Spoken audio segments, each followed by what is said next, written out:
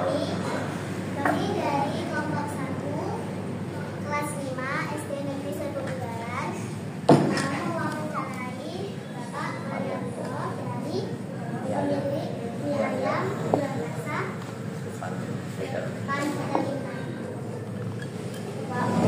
Oh iya, terima kasih adik-adik yang dari SD Negeri 1 Udaran. Terima kasih kedatangannya.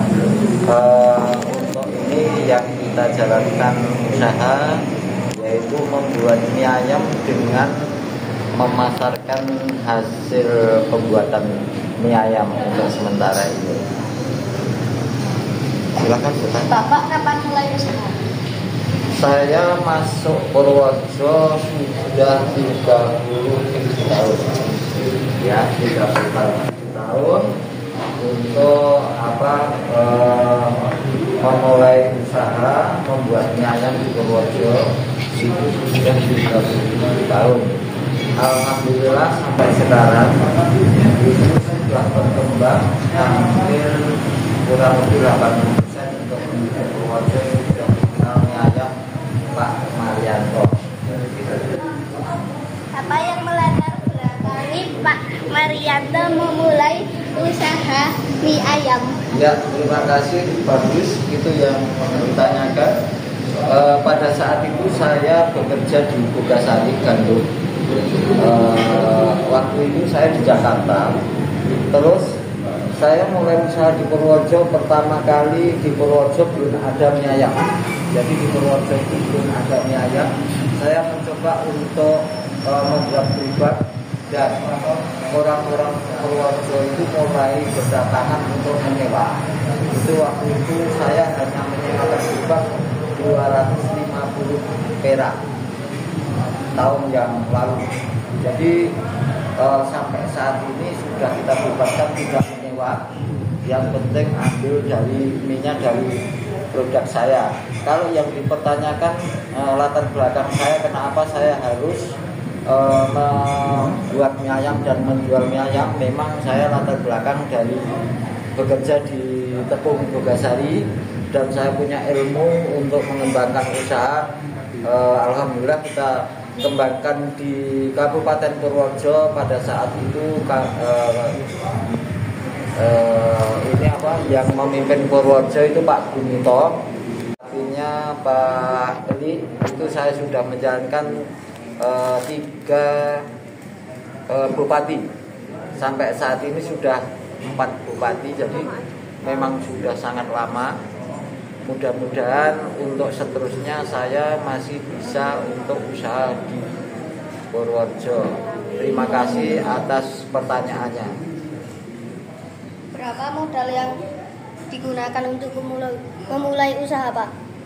Oh ya, kalau kita ditanyakan untuk modal awal memang berjalan ya. Saya tidak didukung oleh bank atau orang lain, tapi saya berjalan dengan dari kecil mulai besar kita merangkak untuk mencari modal permodalan sendiri untuk membuat gerobak dan untuk membuat bahan baku gandum yang kita buat. Dan kita memasarkan mie ayam ini memang kita inovasi dengan buah pisang dan pangsit. Alhamdulillah untuk masyarakat Purworejo mulai kalangan menengah ke bawah sampai atas, alhamdulillah produk saya diterima. Sampai saat ini kurang lebih per harinya 150 mangkok per harinya. Mudah-mudahan dengan adanya adik-adik datang ke sini untuk mencari pendapat atau ilmu ke saya, mudah-mudahan usaha saya tambah lancar. Apalagi coba? Di mana tempat yang dipilih untuk memasarkan usaha? Oh ya, kalau untuk memasarkan usaha kita tidak memilih di mana itu lokasinya dan di mana itu tempatnya. Yang penting orang-orang di Purworejo mau belajar dan wirausaha. Itu sampai saya mengirim mie itu sampai di luar Purworejo ya, di Comot, sudah masuk wilayah Wates. Jadi memang ini terus kita kembangkan sampai Salaman. Itu kita mencoba untuk menawarkan produk saya ini ternyata bisa diterima di luar daripada Purworejo. Itu aja. Apalagi? Coba ini adik yang belum tahu. Apa yang boleh dan tidak boleh dilakukan jika membuat usaha seperti Pak Maryanto? Oh iya. Untuk yang diperbolehkan yaitu untuk usaha ini harus memenuhi aturan dari pemerintah, misalnya seperti izin usaha.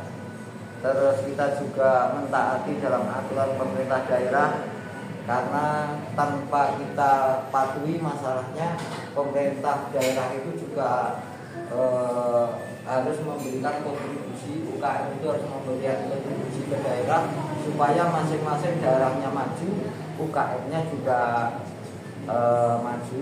Dan yang tidak boleh itu kita harus untuk membuat mie ayam tidak asal membuat mie ayam. Paling tidak ada panduan dari Badan POM itu, karena ini menyangkut masalah kesehatan.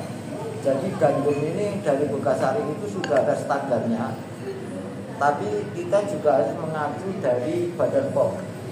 Badan POM itu yang mengelola perizinan untuk membuat makanan sehat, itu Badan POM. Jadi kalau misalnya bahannya itu sudah dari PT yang sudah dikunjungi oleh Badan POM, kita sampai wilayah untuk mengerjakan makanan ini supaya higienis dan tidak melanggar, itu harus kita kerjasama dengan Badan POM masing-masing wilayah Purworejo. Ya, apalagi? Apakah ada tantangan dalam menjalankan usaha tersebut? Jika ada, apa saja? Oh ya. Kalau tantangan setiap orang usaha ini kita kembalikan ke manajemen. Pak Maryanto untuk usaha memang yang digalakkan, yang untuk pengakuan itu manajemen. Makanya kita ini menyarankan adik-adik yang pemula ini jangan hanya melihat Pak Maryanto sukses, tapi kita harus bisa belajar bagaimana nanti setelah panjenengan sudah sampai dewasa, sudah kuliah, itu coba itu manajemen. Jadi pengusaha kuliner ini satu, itu memang harus betul-betul tantangannya memang di manajemen. Manajemen memang harus nomor satu. Yang kedua, kita harus menjaga standar bagaimana membuat ini standarnya. Tapi masalah inovasi, misalnya ada mie ayam yang basic, misalnya kayak seblak, kayak itu memang bukan standar dari saya. Itu standar saya ya mie kuah pisang ini. Jadi supaya orang ini bisa membedakan, ini sebetulnya sama, bahan mie itu sama, cuma bentuk inovasinya yang berbeda. Ya kan? Itu tantangannya seperti itu. Apalagi?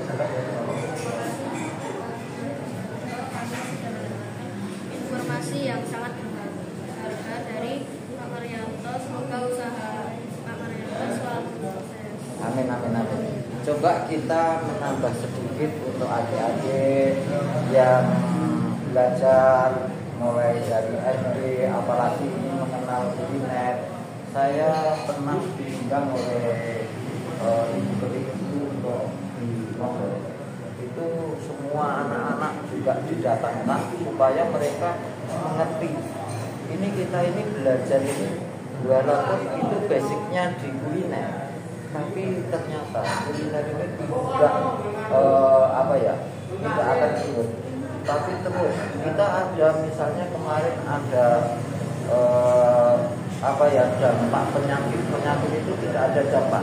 Jadi kuliner tetap jaya, tapi kita juga harus mentaati dalam aturan pemerintah, ya. Jadi nanti adik-adik setelah nanti besar, mudah-mudahan kita ini kan tidak semuanya mau kerja di birokrasi. Jadi kita juga ada yang pedagang. Yang penting menjadi pedagang itu sistem manajemennya, ya.